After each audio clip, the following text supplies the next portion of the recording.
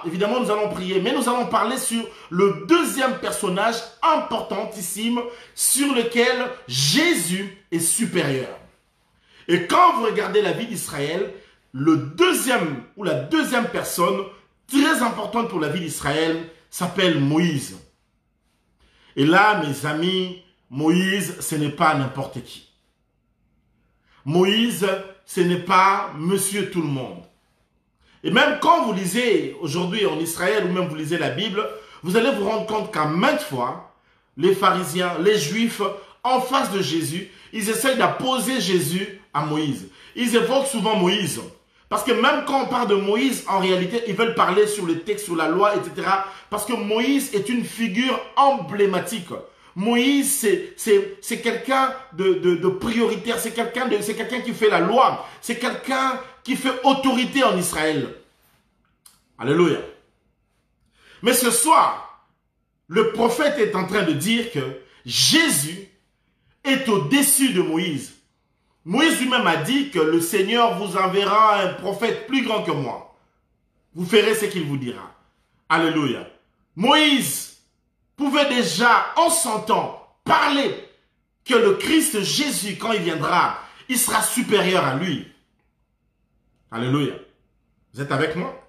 Alors, parlons un tout petit peu de Moïse. Moïse, c'est le gars, lorsqu'il naît, il y a des lois qui interdisent, parce qu'à l'époque, vous connaissez qu'il y avait eu la dynastie des Hyksos, qui était favorable aux Juifs.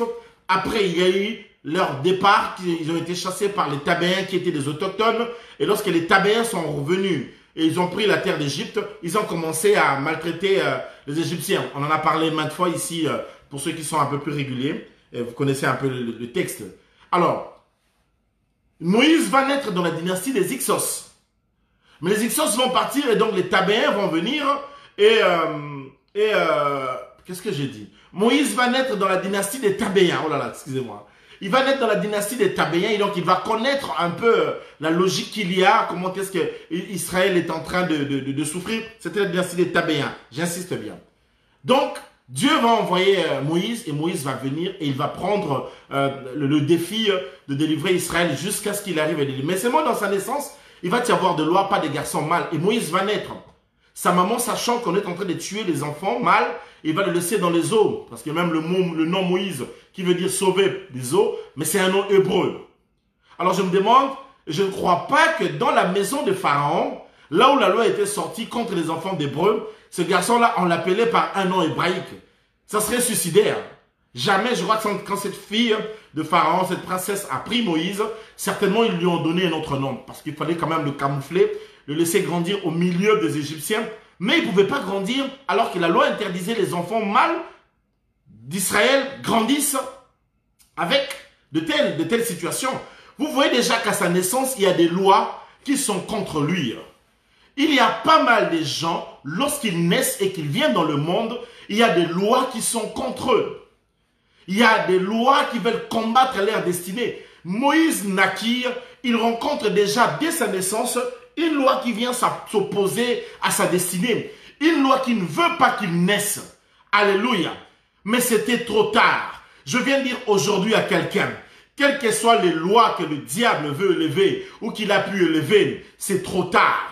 Quelle que soit la stratégie de l'ennemi contre toi, c'est trop tard. Quel que soit le ruse du diable pour venir t'attaquer, c'est trop tard. Même quand la loi était sortie, c'était déjà trop tard. Dieu avait déjà mis son plan en action. Lorsque le plan de Dieu est activé, même quand le diable vient chercher à mettre des chichis, à mettre des barrières, à mettre des embûches, je dis ce soir que c'est trop tard. Si tu le crois avec moi, laisse-moi te dire ce soir que ce que Dieu a décidé de faire, il a déjà déclenché. C'est trop tard. Ce que l'ennemi veut venir mettre comme barrière, c'est trop tard. Ceux qui veulent empêcher ton élévation, c'est trop tard. Ceux qui veulent bloquer quoi que ce soit, c'est trop tard.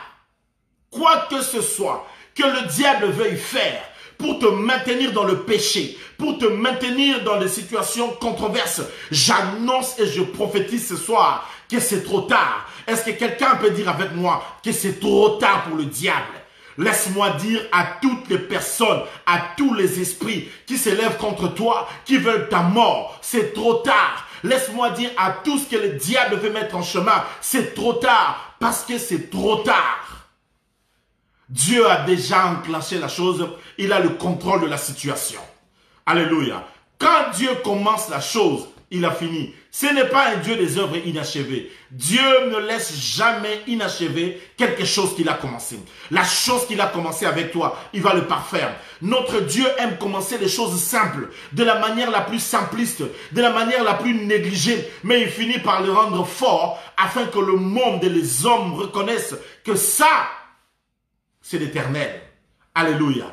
Tu es un choix de Dieu, alors c'est trop tard. S'il voulait te manger, il fallait qu'il te tue quand tu ne connaissais pas le Seigneur. Il fallait qu'il te tue quand tu étais encore dans les péchés. Ils ne t'ont pas tué dans les péchés. Ce n'est pas aujourd'hui qu'ils vont le faire, parce que c'est trop tard.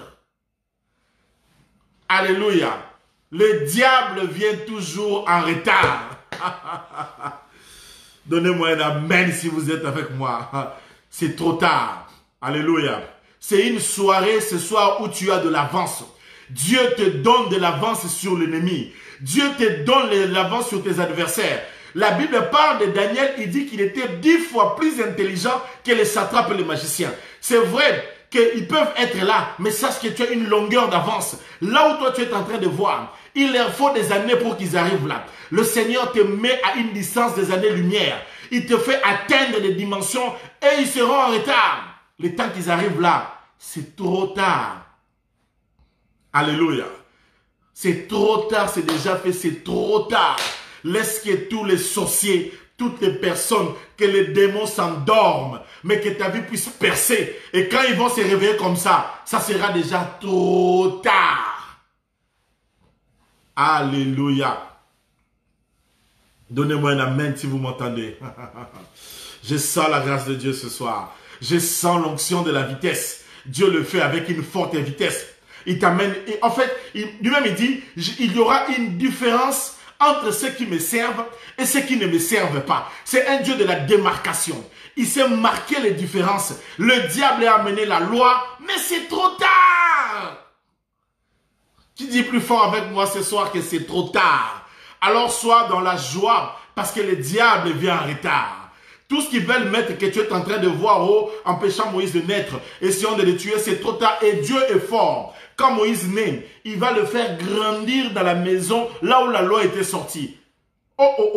Quelqu'un a entendu ça ce soir? Dans la même maison qui avait édité l'édit royal disant de tuer les enfants des Hébreux, c'est dans la même maison que Moïse va aller grandir. Comment tu peux comprendre ça? Qui peut faire ces choses? C'est l'Éternel. Et le gars, il va grandir dans cette maison. Le pharaon va fournir pour que lui grandisse. Alléluia. Je viens dire à quelqu'un, quelles que soient les lois, ces lois-là n'ont aucun effet. Quelles que soient les lois établies, les pactes signés, ça n'a aucun impact dans ta vie. Ça ne peut rien.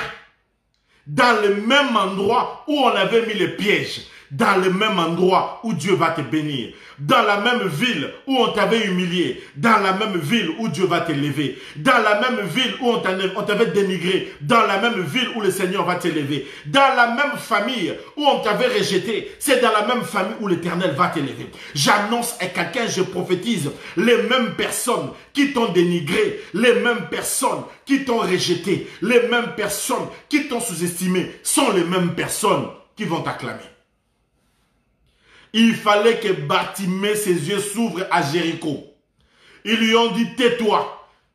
Mais ils étaient les premiers à lui dire, va vite là-bas, le Seigneur est en train de t'appeler. Je prophétise ce soir pour toi. L'heure vient où les mêmes personnes qui t'avaient critiqué commenceront à acclamer l'œuvre de Dieu dans ta vie. L'heure vient où les mêmes personnes qui avaient dit des lois, qui avaient dit ceci, elle n'a pas d'enfant, Amela Milangi, qui disent tout et n'importe quoi sur toi, les mêmes personnes acclameront la beauté de la grâce. Je dis bien la beauté de la grâce. Est-ce que tu t'es déjà rendu compte combien la grâce, elle est belle? Ça, c'est la grâce. La loi sort, on tue les enfants, mais Moïse, dans la grâce déjà, il naît et là, il grandit dans la maison de Pharaon. La fille de la même personne qui a édit la loi était en train de l'élever.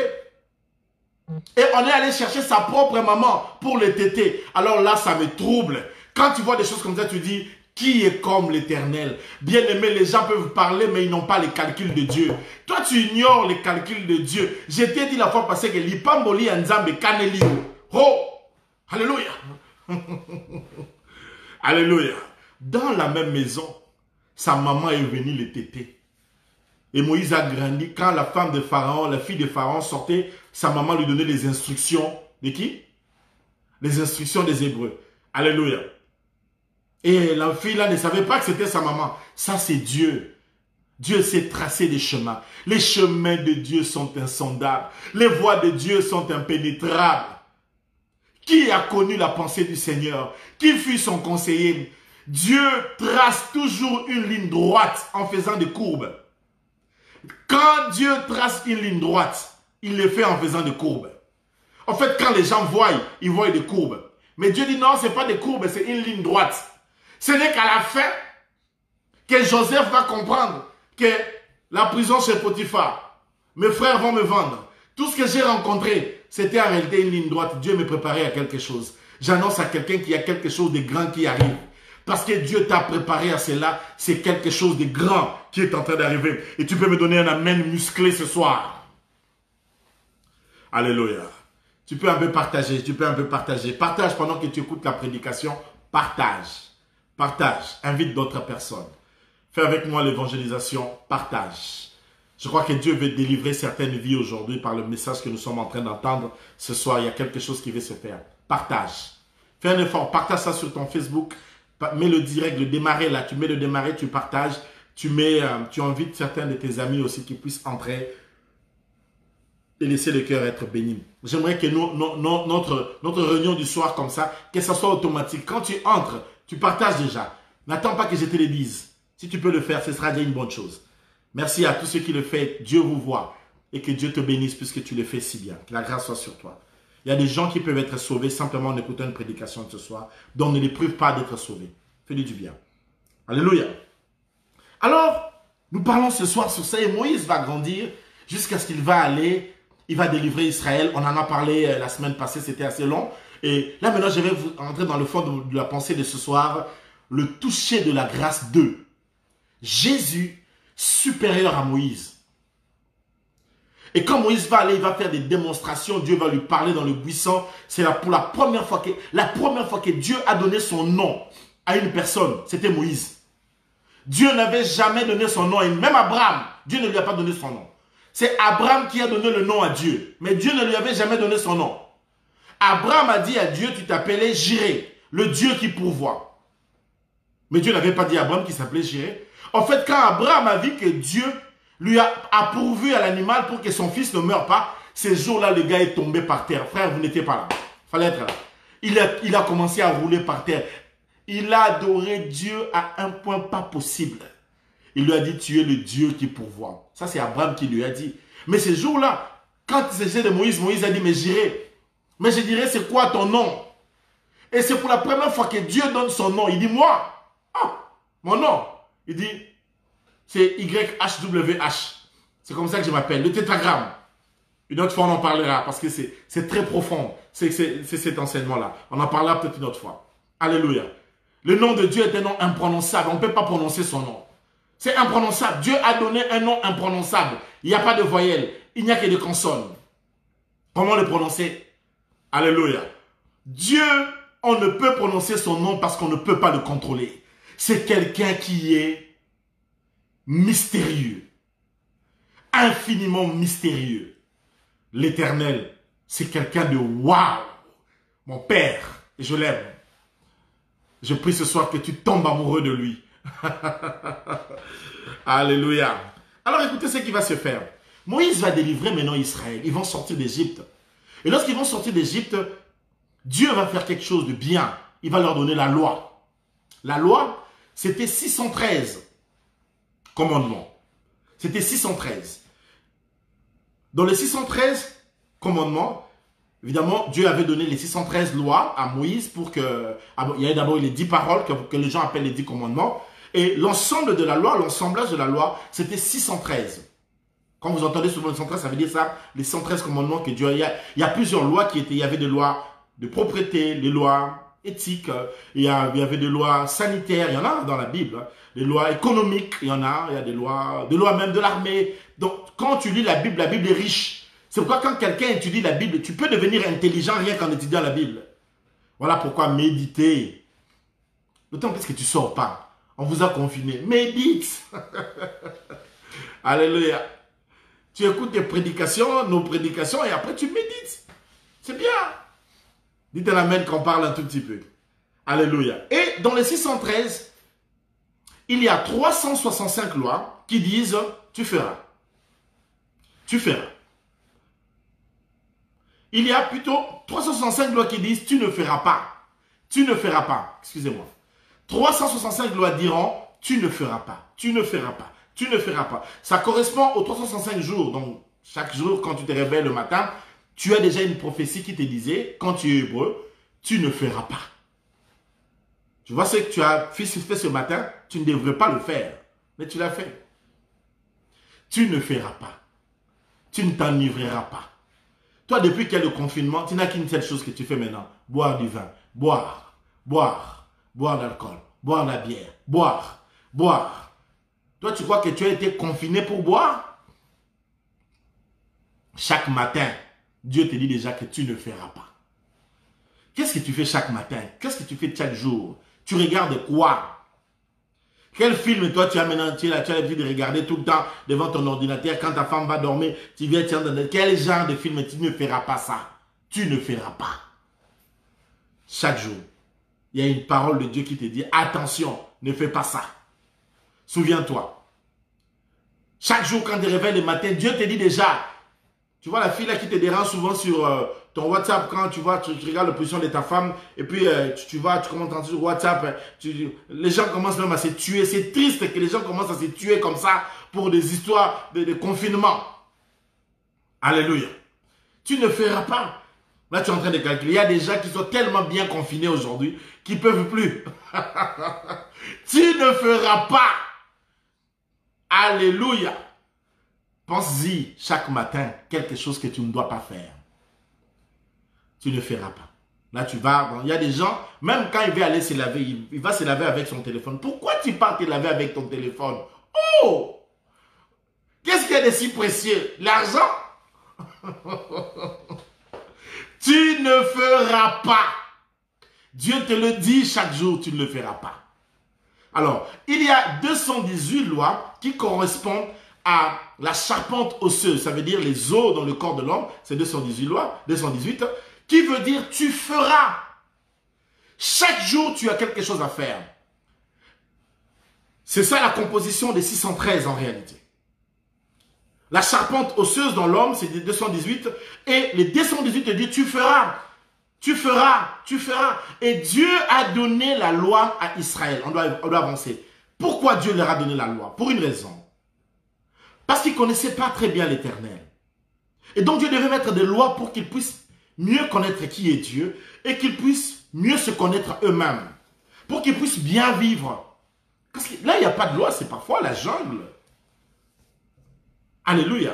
C'est le désordre, Quand, par exemple, dans une nation, tout le monde est en train de faire sa loi, c'est la cata. Et même dans une église, on ne sait pas qui est qui, donc voilà, tout le monde se lève et puis un bon matin, un frère vient et dit que non, bon voilà, à partir d'aujourd'hui, voilà, c'est un désordre. Ça ne marche pas comme ça, une église. Même dans une famille, c'est pas comme ça. Il y a des lois et ça doit se respecter. On se respecte mutuellement et chacun connaît un peu à la fois ses droits et ses limites. Ça fait partie du job, ça fait partie de la vie. Tu feras. Et donc Dieu va leur donner les lois, et etc. C'était aussi pour qu'ils soient bien avec Dieu, qu'ils sachent ce que Dieu aime, ce que Dieu n'aime pas et tout. Aussi parce que Dieu voulait leur montrer la voie aussi pour être meilleur, etc. Et Moïse va apporter la loi, mais vous savez que la loi, comme le 218, c'est ce que tu feras. Donc il y avait la part de l'homme, c'est l'homme qui avait quelque chose à faire, il devait fournir des efforts. Ça devait venir par lui. Donc ça veut dire que c'est l'homme qui devait faire ceci, c'est l'homme qui devait faire cela, c'est l'homme qui devait réaliser ceci. Donc ta force, tu dois Tu dois engager ta charpente osseuse. C'est toi qui dois essayer de faire. Tu dois, par tes efforts, tu ne feras pas, tu devrais. Mais ce qui faisait que les gens, en dépit de ça, ils faisaient tout le temps des erreurs. Et on était obligé d'offrir des animaux. Et imaginez que ce soit aujourd'hui, avec tout le nombre de chrétiens qu'il y a, on est peut-être à une affaire de 2 ou 3 milliards. Imaginez qu'on continue un peu à offrir les animaux. Mais je vous assure qu'on serait en guerre avec des écologistes. Parce que tous les animaux seraient tués dans le monde, il n'y en aurait plus. Merci à celui qu'on appelle l'agneau de Dieu. Celui qui est supérieur à Moïse.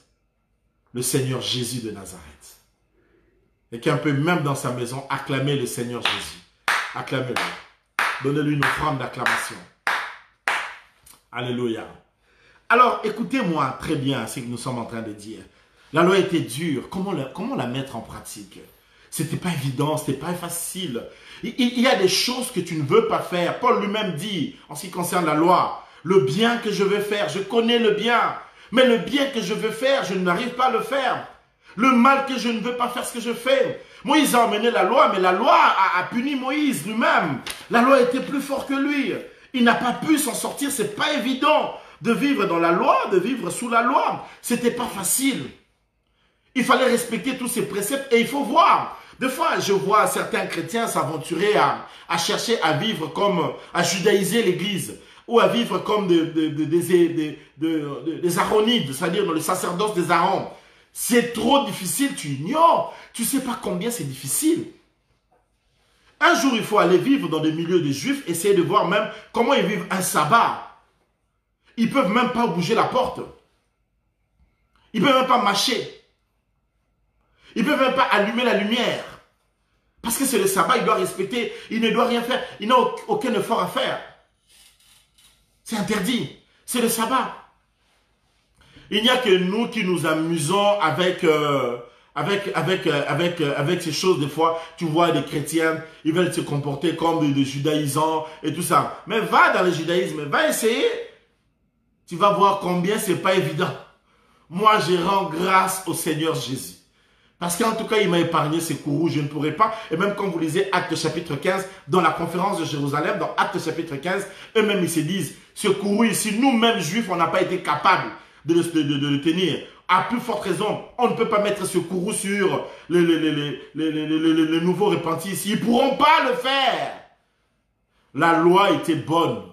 Romains 7 le dit. Mais la loi n'était pas parfaite. Ce n'était pas quelque chose de meilleur. La loi était un pédagogue. La loi montrait la voie. Moïse a emmené la loi. Il a mis la loi. Mais la loi ne lui a pas épargné. Alléluia.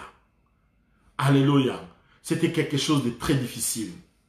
Et quand Dieu a regardé cette situation, il a dit, il faut que j'arrive à aider John Wisani. Tu peux aussi mettre ton nom. Il faut qu'il arrive à t'aider. Il a dit, comment je peux faire pour aider Deogracias? Comment je peux faire pour aider telle ou telle personne? Il dit, moi, Dieu, ce que je peux faire, bon, j'envoie Jésus. Moïse a amené la loi. Mais Jésus est supérieur à Moïse. Parce que Jésus a amené la grâce. Moïse a amené la loi sur le mont Sinaï. Le jour où il y a eu le décalogue, les 10 paroles.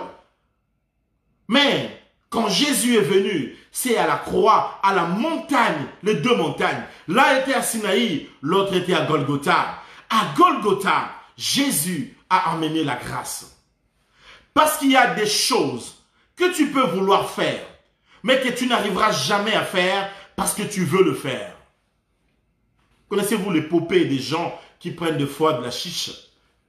Tu les vois même, quand tu regardes un paquet de cigarettes, on met même des dessins des gens qui sont en train de fumer. On met ces dessins régulièrement. Les gens malades. Les gens, quelqu'un qui prend la cigarette conscient qu'il est en train de partir vers quelque chose de mauvais. Mais connaître quelque chose est bien ne suffit pas. Quelqu'un peut connaître ce qui est bien, mais il ne le fait pas.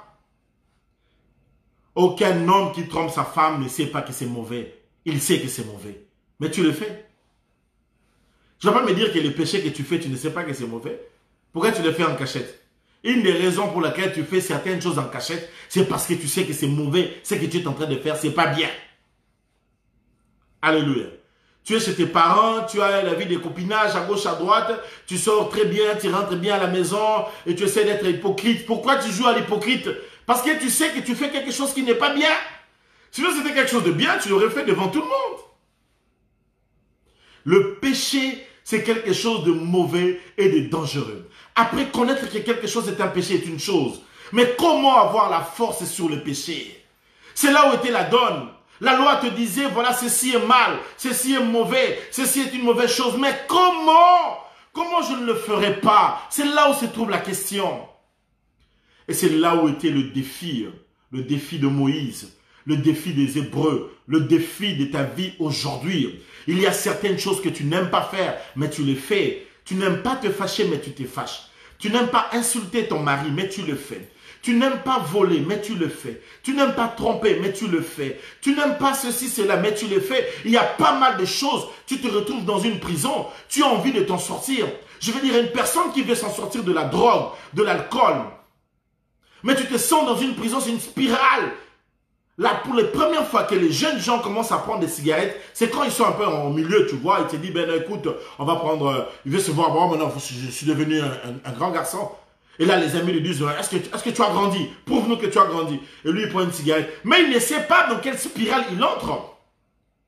Lorsqu'on commence un péché à petit feu, on croit que c'est un jeu, mais quand ça se renferme sur toi, ça devient délicat.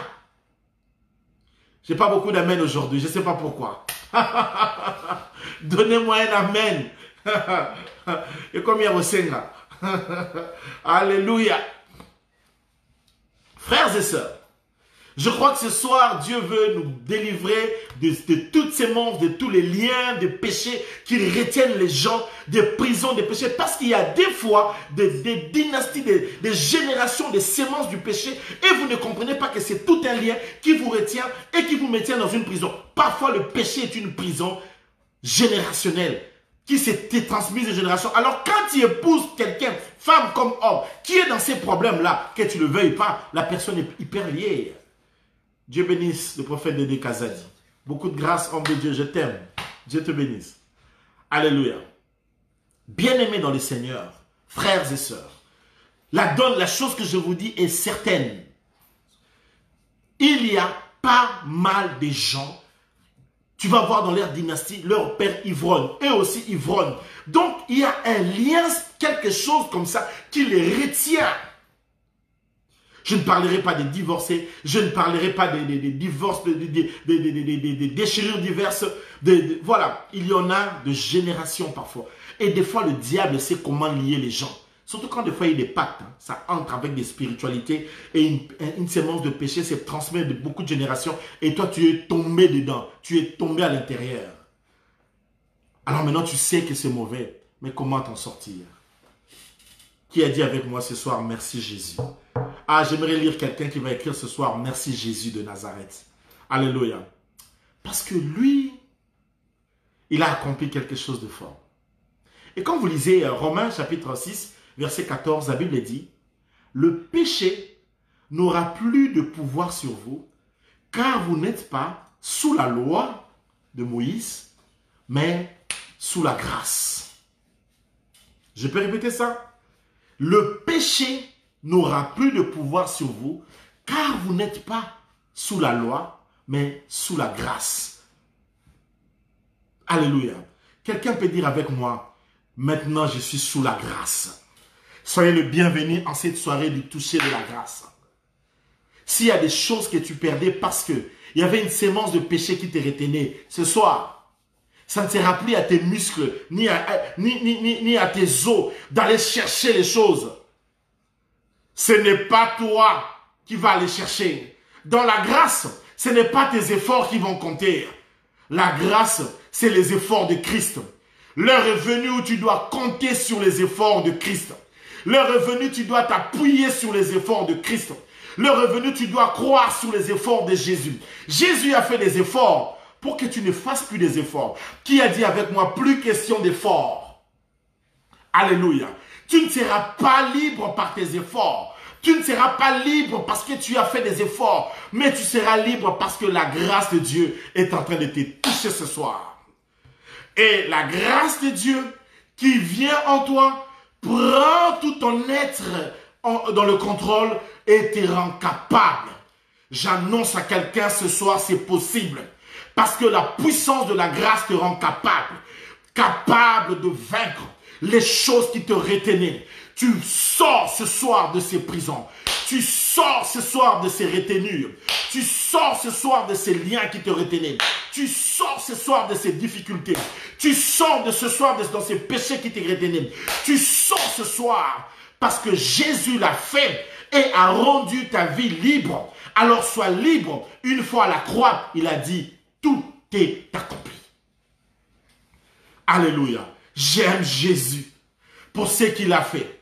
Moïse m'amène la loi, mais ne me donne pas la force de respecter la loi. Comment allais-je faire? Je ferai comment? Même quand je connais que c'est mal, mais je ne peux pas faire le bien. Je n'ai pas la force de faire le bien. Mais Jésus me donne la force.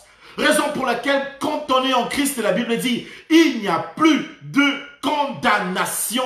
Quelqu'un dit avec moi ce soir, plus de condamnation. Que plus rien ne te retienne. Que rien ne te retienne.